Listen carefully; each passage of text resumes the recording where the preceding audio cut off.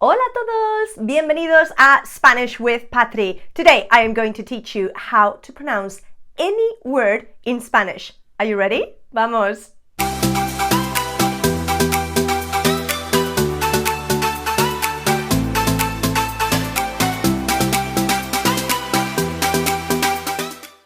Okay, first things first, let's start with the vowels. In Spanish we have got 5 vowels. Each of them has got their own sound, so we've got 5 vowel sounds in total, which is actually a lot easier than in many other languages, especially English or French. So, if we start with the first one, A for mamá, casa, papel, baño, alto, A. A. Repeat with me. A. Open that mouth. A. Like when you go to the dentist. A. Okay, next one we've got E. E. I always tell people, smile when you're doing the E and you will say it perfectly. E. E. Teléfono. Televisión. Entrada. Perro. I know that one is tricky. Don't worry about that one yet. De. Simple? Vale. E, as in you don't like something. E, disgusting. E, okay? E. I know it's confusing because obviously E in English is pronounced E, and this one, E in English is pronounced I. So just remember, E, I. E, I. Okay. Seguimos con la O. O. Foto. Coche, amigo. We move on to We've got as in boo. Fruta, música. The biggest mistake when you are pronouncing the in Spanish is that you go for U, the English sound, and that's not right. For example, this word would be música, not musica, which I hear many times. Música. What about this other one? Mujer. Quick revision. A, E, I, O, U.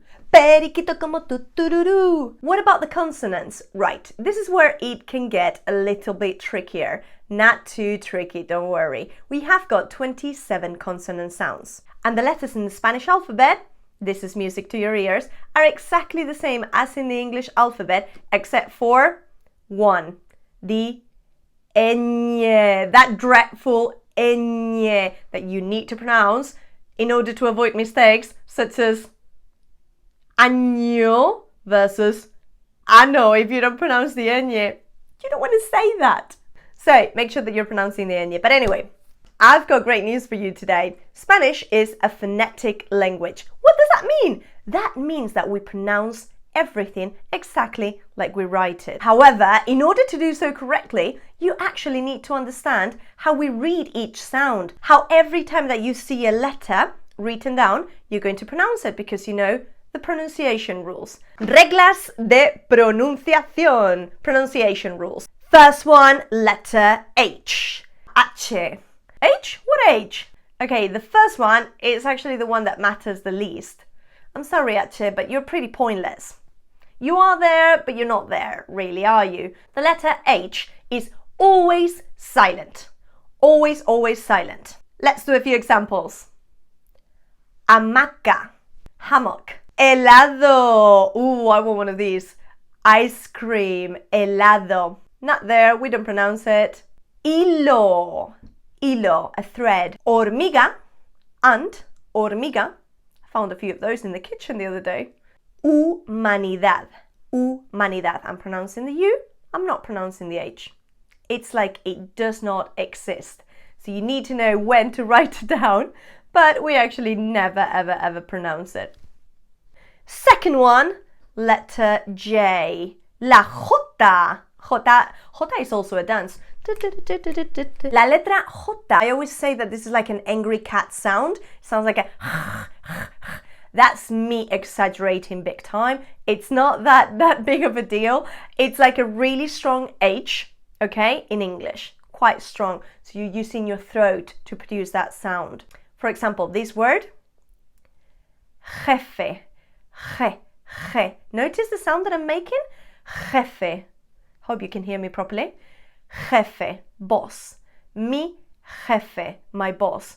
Again, you don't have to exaggerate that much. In a normal conversation, that would sound like jefe, mi jefe. Strong sound, but it doesn't have to be. It's not like that. Okay, this one, if you go to the zoo, jirafa, jirafa, giraffe.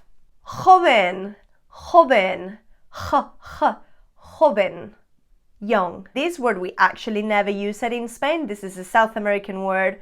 I don't know if in the Canaries they use it. Maybe they do. But again, we don't normally use it in the peninsula. It's jugo. Jugo. It means juice. We normally say zumo instead of jugo. Juice. Jugo. Okay, so remember, J, hard H in English. Tercero, third one, la letra Y. Okay, you're going to tell me, you told us there were no letters different to the English alphabet. Technically, this is not a letter. This is a combination of two letters together, an L, and we call it Y. I believe that many countries pronounce this one very differently. I had some friends from South America and they pronounced it a lot more like yeah. I pronounce it a lot more like j. Argentinians pronounce it like j. Okay? So it varies. It varies a lot. In most countries, if you compare it to the English language, it makes like a yeah sound. Yeah. Okay? For example, llaves. Llaves. Your keys. Llaves. Calle. Where you live, the street. ¿Cuál es tu calle? Calle. Bella. Beautiful. Bella. La Bella y la Bestia. Beauty and the Beast. I am currently sitting on a silla. Silla. Okay, notice that sound? Silla. What would an Argentinian say? Silla. Silla. Apologies, Argentinians, if I'm not doing it right. And when you're cooking a sopa, you are cooking that in a olla. Olla. In a pan. Olla. The dress I'm wearing today, I did not think about this before. Amarillo, amarillo, pure coincidence. Amarillo, amarillo que te pillo. Amarillo, yellow.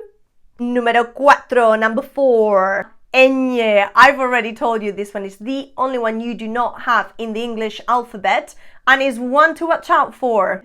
It makes a ñ sound, ñ. For example, pestañas, pestañas. Eyelashes, pestañas. Montaña, montaña, mountain, ña, ña, ña. Montaña. Niño, niño, boy.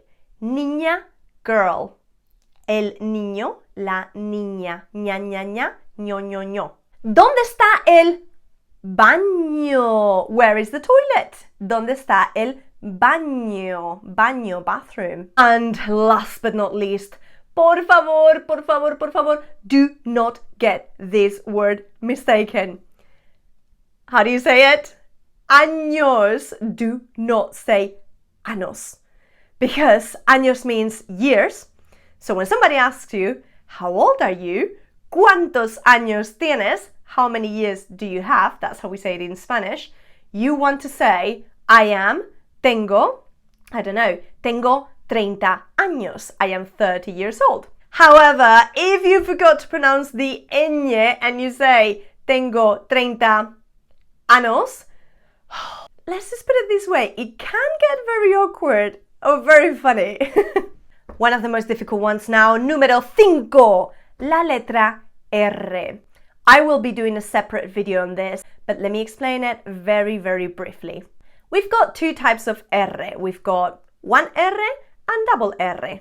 The letter R makes a soft D kind of sound, similar to what a D would sound like in English, if it's in the middle of a word. For example, caramello, caramello, sweet. Jarabe, syrup. Jarabe. See what I'm doing there? Sendero, sendero, a path. Barato, barato. If you go to the Spanish market, you want to know this word. Barato. Bueno, bonito, barato. Barato. Cheap. So it makes that kind of soft D sound. However, when we have to roll it. I know it's one of your biggest nightmares, and I will be doing a video on how to roll your R's properly and a few exercises to practice with me. It is very difficult if you're not a native speaker and if you're an adult learning the language, because it's an acquired sound. But I'm going to help you as much as I possibly can. You need to roll your R when it appears at the beginning of a word. For example, rata, rat. We had one of those in our garage. Oh my God, it was a nightmare. La rata, the rat. Okay, so that's when it's rata, ratón, real, royal. However, when it's in the middle of a word, you are also going to roll it if you see two of them. For example, the very famous word, perro, perro. So notice the difference between saying perro, dog, and saying pero, but.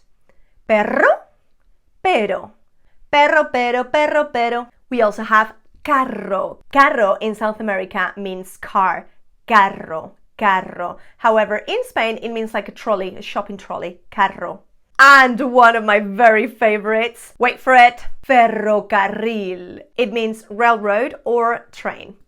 Ferrocarril. Again, if you want to learn how to roll that R properly, stay tuned for my next video on that. Número 7. Number 7. La letra Z. And I know this is going to cause some controversy because it's pronounced differently depending if you live in Spain or if you're from Spain or if you are from South America. In most Latin American countries, the letter Z, theta, sounds like an S. However, in Spain, and I know this is a very common sound that you guys like to make fun of, and you say that we've got a lisp, makes the sound TH. Th. Like in third, thirsty, okay? That kind of sound, th. For example, I would say zapato, but some people from South America would say zapato. Bostezo. Did I make you yawn? Bostezo or bostezo, bostezo. I am going to pronounce it like I normally pronounce it in Spain, pizarra, the whiteboard, pizarra. I love this word because it's kind of tricky. It's got an H in the middle. Zanahoria. Zanahoria. Carrot. Did you manage with that one? I had a friend of mine when I was growing up. She was Colombian, and one day she said to me, me he ido de casa. For me, that meant I've left my home. I've left my house. I've run away from home. Me he ido de casa. That was a bit of a misunderstanding. She did not mean that she had left her home. Me he ido de casa. What she actually meant is me he ido de caza. I've gone hunting. Caza. Caza. Caza. But because of her pronunciation of the Z as an S, it got me mistaken. Número 8. La letra C. This can be a confusing one, but it's actually quite easy if you pay attention to a couple of rules. If the letter C is followed by A, O, or U, we are going to pronounce it like a K kind of sound. Ka, go, ku. Ka, go, ku. For example, casa, like I've just told you. Casa, house.